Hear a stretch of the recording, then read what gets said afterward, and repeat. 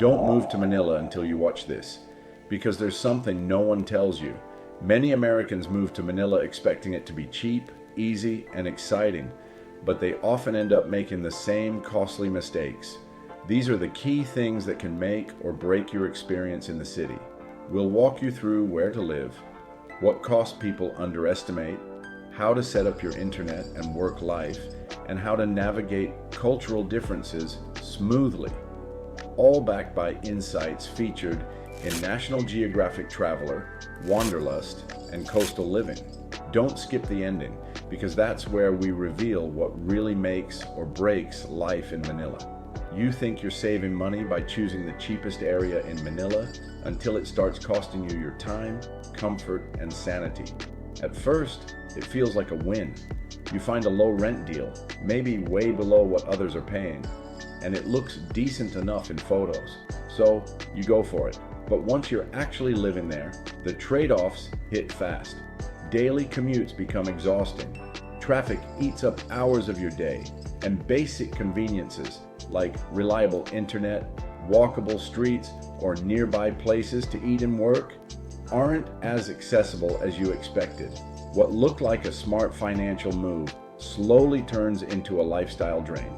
Then there's the mistake most people don't even realize they're making, not understanding how different key areas really are. You'll hear names like Makati, Bonifacio Global City, and Ortigas Center thrown around like they're interchangeable, but they're completely different experiences. Makati gives you central access and energy, but can feel dense depending on the block. BGC is cleaner, more modern, and highly walkable, but comes at a higher price.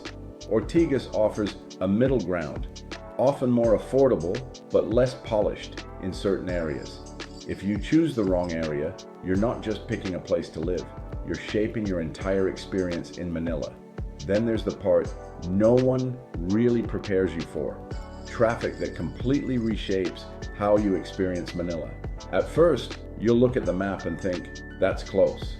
Maybe it's just a few kilometers between your condo and a cafe, a co-working space, or a meeting spot.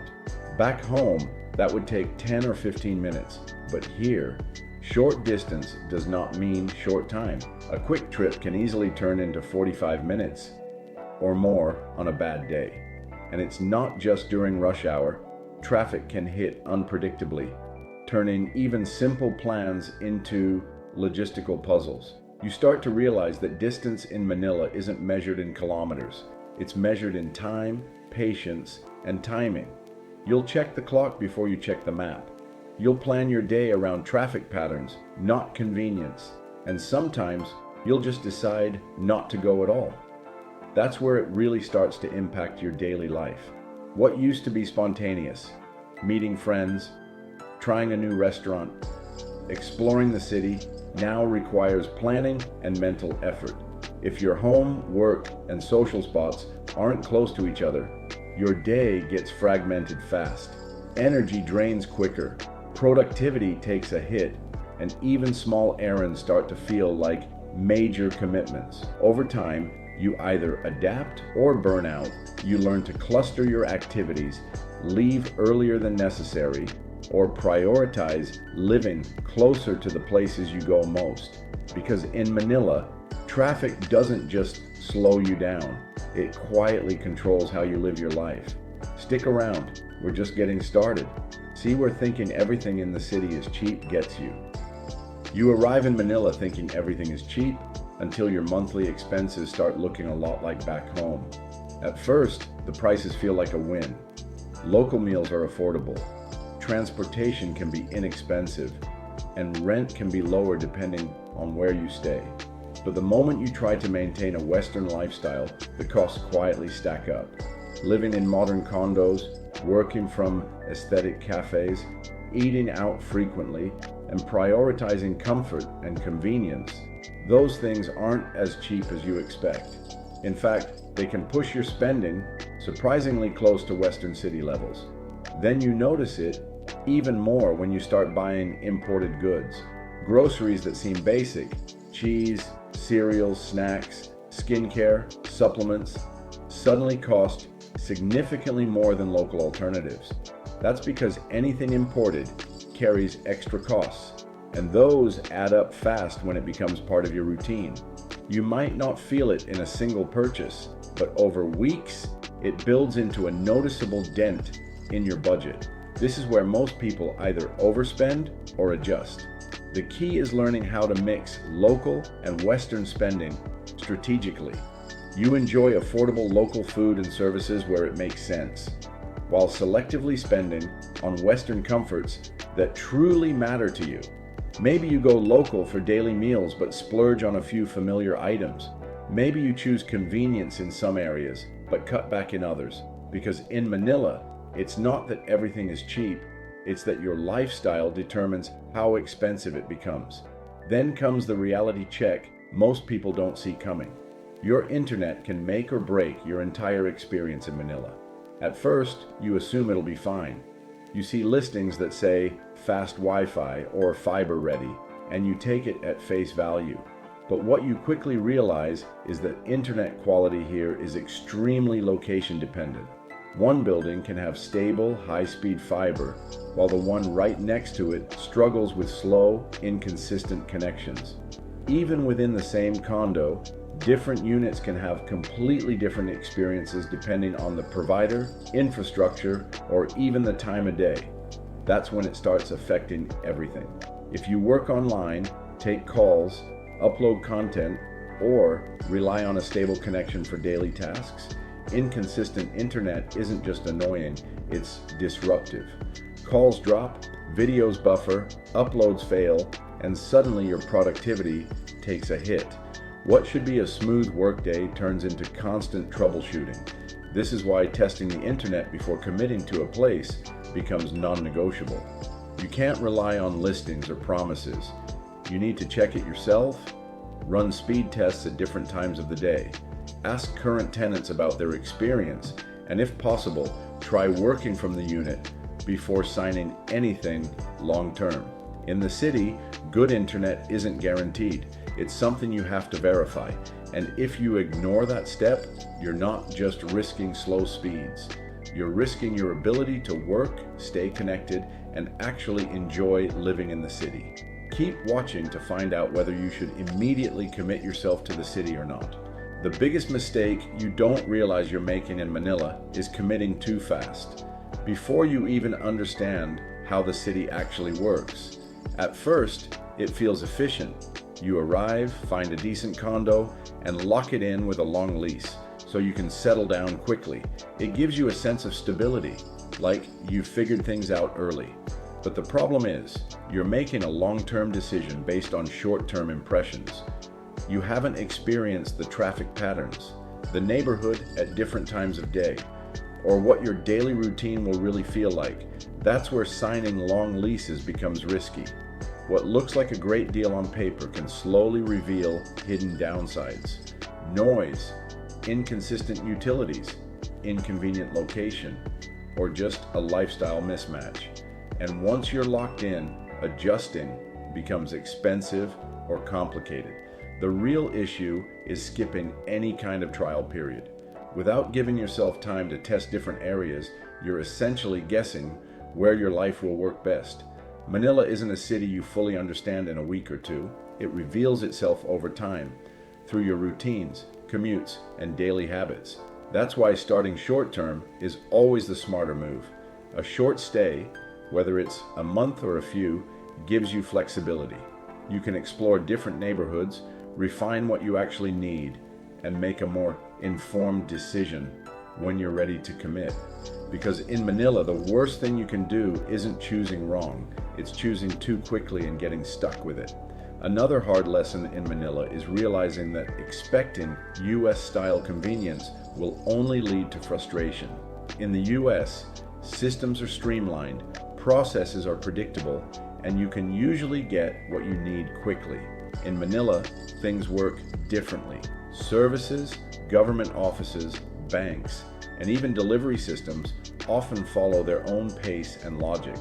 What might take a few minutes back home, paying a bill, getting a permit, or fixing a small issue, can stretch into hours or even days here. It's not that people are unhelpful. The infrastructure and processes are just built differently. This slower pace affects your daily life more than you might expect. Waiting in lines, coordinating schedules, dealing with inconsistent service times, or chasing paperwork can eat into your day. Even small tasks like getting a package delivered or setting up utilities require patience and sometimes multiple follow-ups. If you try to treat everything like it operates at the speed you're used to, it quickly becomes exhausting. The key is adjusting your expectations.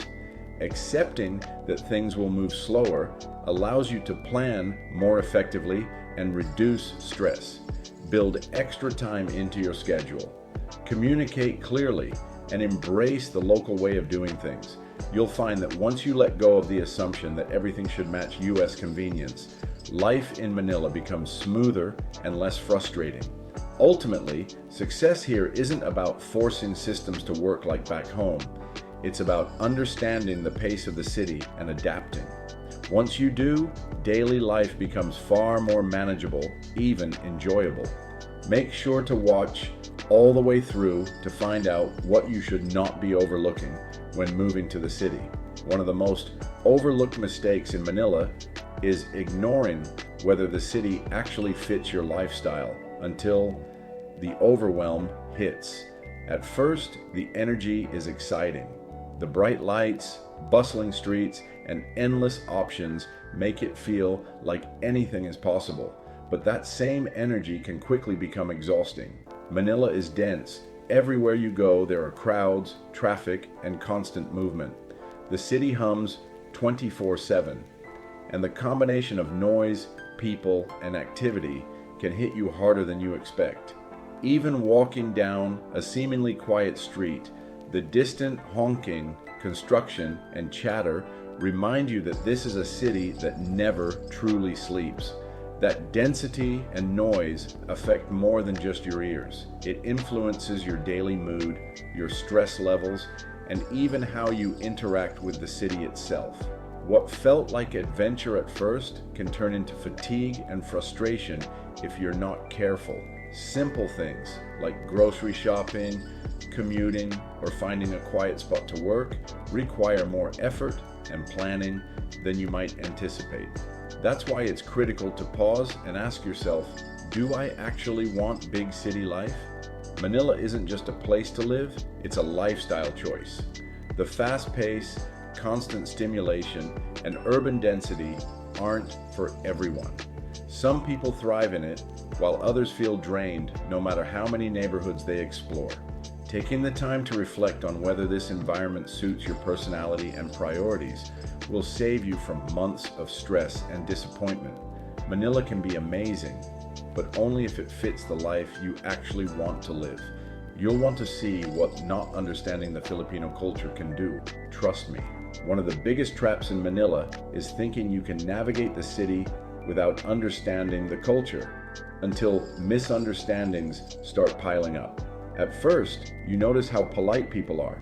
Smiles, nods, and phrases like po and opo feel friendly and respectful. But if you misread them, you can misinterpret intent. A smile doesn't always mean agreement, and a polite yes doesn't always mean I'll do it. Without realizing it, you might push too hard, make assumptions, or misjudge situations because you're applying your own cultural lens instead of observing theirs. Communication in Manila can be different from what you're used to. People may avoid direct confrontation, give indirect answers, or use humor to navigate tricky conversations. Meetings might start late, instructions might be flexible, and expectations aren't always spelled out the way you expect. At first, it feels confusing or even frustrating, but it's just a different style of interaction. Recognizing that it's a cultural difference, not incompetence, is key. The good news is that even small steps go a long way. Learning basic cultural awareness, how to address people politely, reading context in conversations, and understanding unspoken social cues can drastically improve your experience. It helps you build trust, avoid awkward situations, and navigate daily life with far less stress. In Manila, cultural understanding isn't optional. It's part of survival and success. The city is warm and welcoming, but only when you approach it with curiosity, patience, and respect. Take the time to learn the unspoken rules, and suddenly the city that felt confusing becomes far more manageable and far more enjoyable. We will next look into what can happen to you if you make the wrong budget living in the city. One of the fastest ways to ruin your Manila experience is budgeting wrong, thinking you can live well on numbers that don't match reality. At first, it's easy to fall into the trap of unrealistic expectations. You see online forums or expat blogs showing low rents and cheap meals, and assume your monthly costs will be tiny. It sounds simple. Manila is cheap, so you can stretch your money further. But what often gets missed is the gap between basic survival and living comfortably. Those low-budget numbers rarely include everything you actually need to enjoy daily life without stress. Hidden costs start sneaking in almost immediately. Utilities can fluctuate, internet plans vary by location, and transportation adds up faster than expected when factoring traffic and daily commutes. Imported goods, Western-style conveniences, weekend outings, or even occasional deliveries quickly expand your spending. Unexpected fees for condo maintenance, parking, or repairs can quietly take chunks out of your budget. What seemed more than enough at first ends up barely covering essentials, or worse, leaving you constantly anxious about money. The key is planning for comfort, not just survival. Factor in reliable internet, convenient transportation, safe neighborhoods, and occasional indulgences, things that make daily life enjoyable instead of a constant compromise. A realistic budget in Manila isn't just about scraping by. It's about creating a lifestyle that balances affordability with quality of life. By adjusting expectations and accounting for hidden costs, you can avoid constant financial stress. Budgeting the right way doesn't just protect your wallet. It ensures your time in Manila is enjoyable, sustainable, and worth every peso you spend. What we reveal as the truth about the city most people miss might just overwhelm you. The truth most people miss about Manila is simple, but it completely changes your experience. It's not money that makes or breaks your time here. Most Americans don't fail because they can't afford the city. They fail because they try to recreate a US lifestyle in a place that works differently. Expecting the same speed, convenience, and routines leads to frustration, wasted time, and unnecessary stress. Manila isn't broken, it's just not designed to mirror what you left behind. The winning approach is to adapt instead of replicate. Live locally when you can. Explore neighborhoods, eat at local spots, and participate in everyday rhythms rather than sticking only to Western comforts. Embrace differences. Traffic, slower processes, indirect communication, and cultural norms are all part of the city's unique charm. Optimize your spending. Mix local and Western habits strategically to stretch your budget without sacrificing quality of life. Manila works best when you design your life around it, not when you try to force it to match what you left. Here's a practical game plan to make that happen. Start in a good area like BGC or Makati, where infrastructure, convenience, and safety are reliable. Go short-term first, testing neighborhoods and routines before signing long leases. Learn the system, traffic patterns, internet reliability, and cultural nuances, and adjust your lifestyle gradually. Take it step by step rather than expecting instant mastery. When you approach Manila with adaptation instead of replication, the city stops feeling overwhelming. It becomes manageable, even enjoyable. Your life here isn't about forcing Manila to be like home. It's about shaping your choices so Manila works for you, not against you. If you're ready for more tips on living abroad, Click the next video to uncover even more ways to make your move smooth, affordable, and truly exciting.